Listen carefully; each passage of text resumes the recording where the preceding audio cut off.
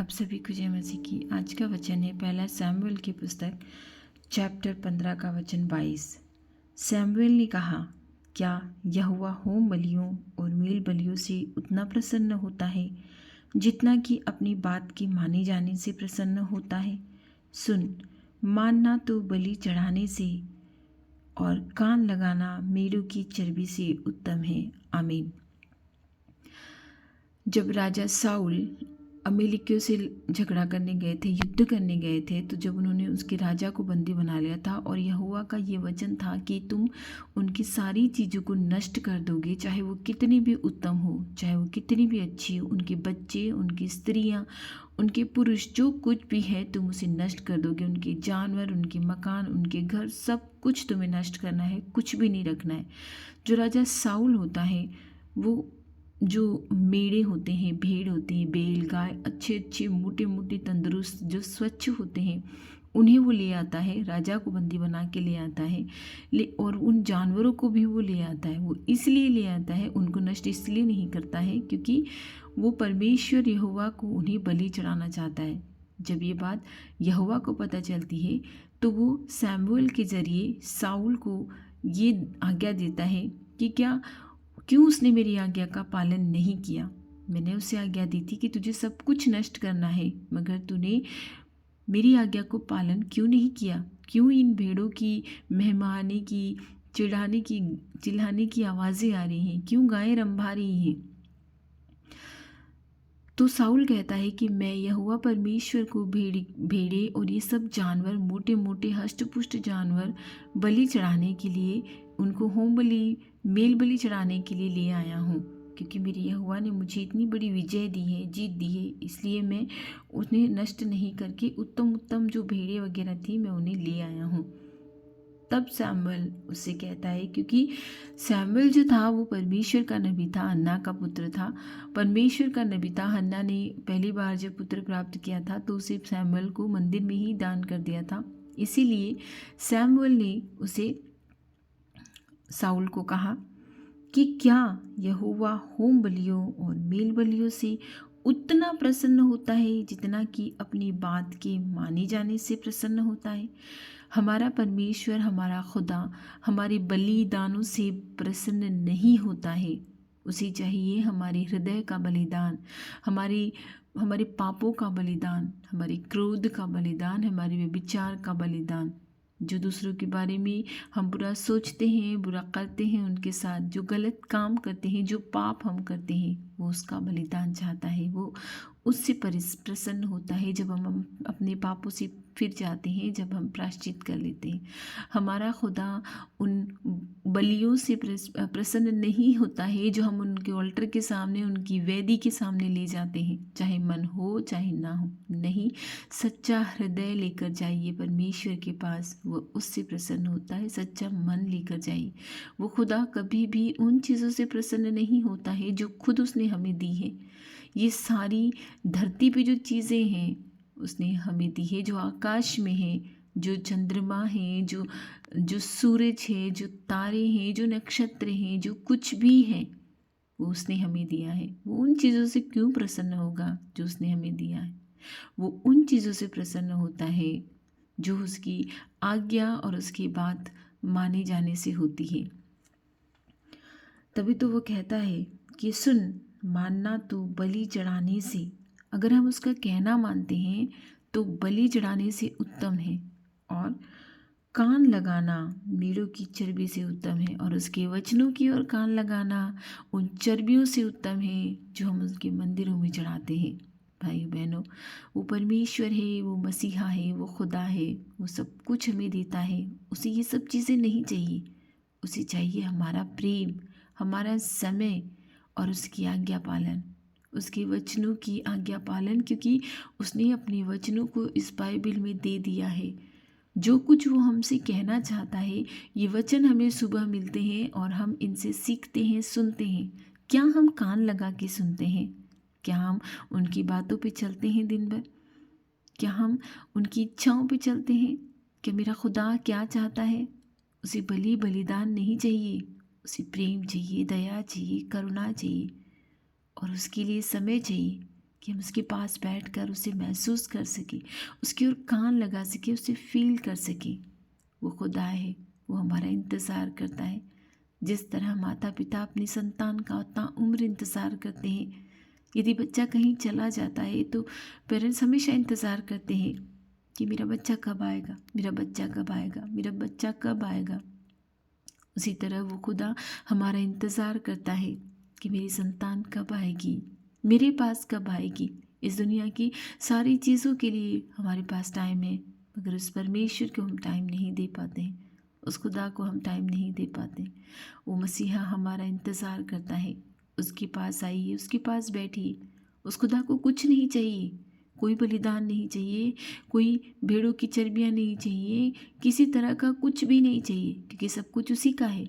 जब वो चाहे ले सकता है, इसीलिए जब वो देता है तभी हमें मिलता है, क्योंकि स्वर्ग से हमें अगर ना दिया जाए तो हमें नहीं मिलता है। ये वचन बाइबल में लिखे हैं। आप मेरी पीछे की जो भी मैंने वचन शेयर किए आप उसमें जाके सुन सकते हैं, क्योंकि स्वर्ग से अगर हमें ना दिया जाए तो हमें कुछ नहीं मिलता है। ये जीवन स्वर्ग से दिया हुआ है। ये जो वस्तुएं भोग विलास की हैं सब कुछ स्वर्ग से मिलती हैं। वो परमेश्वर हमें हमारी ज़रूरत की चीज़ें देता है। वो भला खुदा है, वो जानता है हमें क्या चाहिए, इसलिए वो देता है। इन वचनों पर आज की भोर की सुबह में जो हमें ये मिले हैं, इन वचनों पर मनन चिंतन कीजिए, इन वचनों पे चलिए। उस खुदा को अप्रसन्न मत कीजिए, उनकी बातों की ओर कान लगाइए, क्योंकि वही उसे प्रसन्न करता है। उससे प्रेम कीजिए, क्योंकि वही चीज़ें उसे प्रसन्न करती हैं। आइए हम सब मिलकर प्रार्थना करते हैं। हे मेरे मसीहा, हे मेरे भले खुदा, तू महिमा के योग्य है। तेरा धन्यवाद परमेश्वर कि तूने आज हमें इस भोर में जगाया और तेरी स्तुति वंदना करने का एक बार फिर से मौका दिया। तू मसीहा है, इस आकाश को तानने वाला, बिना खंबे के जो आकाश तनाए, इस धरती को समुद्र पर ठहराने वाला, पानी की तह पर ठहराने वाला, पानी की सतह पर ठहराने वाला खुदा है। तू सब कुछ हमें देता है परमेश्वर, तुझसे सब कुछ हमें मिलता है। मनुष्य क्या है जो तुझे दे नहीं पाएगा। मैं तुझसे प्रार्थना करती हूँ प्रभु, ये जो दिन तुझे दिया है ये हम आपको चढ़ाते हैं और आपसे स्तुति करते हैं, आपकी वंदना करते हैं और आपसे अरदास करते हैं कि मेरे खुदा आज के दिन में हमारी रक्षा करना, आने जाने में हमारी रक्षा करना, हमारे खतों को आशीष देना, जिस काम में हम हाथ लगाएं उस काम में हमें आशीष देना परमेश्वर। ये जो साल है 2024 जाने वाला है, बहुत लोगों ने अपनों को खोया है। ये मेरे खुदा, जिन्होंने अपने को खोया है और जो तेरी संतानें हैं उनको धीरज दे और आने वाले साल में उन्हें ऐसे शुभ संदेश देना परमेश्वर कि वो तेरी स्तुति वंदना गाते रहे, तेरी महिमा गाते रहे, क्योंकि इस संसार में, पाताल में, स्वर्ग में तेरे तुल्य कोई नहीं है प्रभु। तू ही मसीहा है, तू ही खुदा है। तूने जीवन दिया है, उस जीवन को भी तू संभालता है। हे मेरे प्रभु, जो तेरी संतानें हैं, जो बीमार हैं, जो अस्पतालों में हैं, जो घरों पे हैं, उन्हें छू ले प्रभु, उन्हें छू कर चंगा कर, उनके मांस को, उनकी हड्डियों को, उनकी आँखों को, उनके कानों को, उनकी जीभ को, उनके होंठों को, जिस किसी भी परेशानी से वो, जिस किसी भी बीमारी से वो ग्रस्त है मेरे खुदा, उन सबको छू कर चंगा कर दे प्रभु। उनके हृदयों को परिवर्तित कर दे, उनके हृदय, उनकी लीवर, उनकी किडनियाँ, शरीर का कोई भी अंग यदि शैतान ने बीमार कर रखा है तो उसे चंगा कर प्रभु। उनकी परीक्षाओं से उन्हें समाप्ति दे, क्योंकि इंसान इतना धैर्यवान नहीं है कि अय्यूब की तरह धैर्यवान रहकर धीरज धर कर तेरा इंतज़ार करता रहे। ये संतानें तेरी इतनी धैर्यवान नहीं रह गई है मेरे खुदा। हे मेरे खुदा, तेरे बच्चों की रक्षा कर प्रभु। जो तेरे बच्चे इन समय जेलों में बंद हैं, जो अकारण ही जेलों में बंद हैं, जो सताए जा रहे हैं और जो सताने वाले हैं, उनका हृदय परिवर्तित कर प्रभु, कि वो उन्हें छोड़े, उन्हें रिलीज़ करें। ऐसी तेरी छोटी छोटी बच्चे हैं जो ऑफनेज में रहते हैं, हे मेरे परमेश्वर, जो ऑफन्स हैं, जिनके माता पिता एक्सपायर हो गए हैं, उन बच्चों को भी कोई गोद लेने के लिए आगे आए। तू माता पिता बनाने वाला तू है और संतान देने वाला तू है। हे परमेश्वर, उनकी सुधि ले, तेरी संतानों को बचा प्रभु। हम घोर पापी हैं, घोर अपराधी हैं, जो स्वर्ग से गिरा दिए गए हैं। हमने स्वर्ग में भी पाप किए, हम स्वर्ग में भी शैतान की ओर बढ़ते रहे। इसीलिए तो तूने हमें इस धरती पर भेज दिया कि अपने पापों की पश्चाताप करो, क्षमा मांगो और लौट आओ। हम लौट आने में देरी कर रहे हैं। तेरा समय आने वाला है, तू बहुत जल्द आने वाला है। तेरी चुनी हुई प्रजा को तू एकत्रित कर रहा है। पृथ्वी की छोर से तू एक एक को चुन रहा है मेरे मसीहा।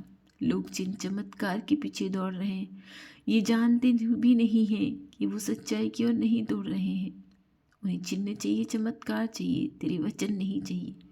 चुन ली तेरी संतानों को परमेश्वर के न्याय के दिन जब तेरे सामने खड़े हो, तो इतने धैर्यवान हो, इतने हिम्मत में हो कि तेरी स्तुति और तेरी महिमा गाने के लिए निरंतर तेरे सामने उपस्थित रहे। हम दोषी, हम पापी ना पाए जाए मेरे परमेश्वर।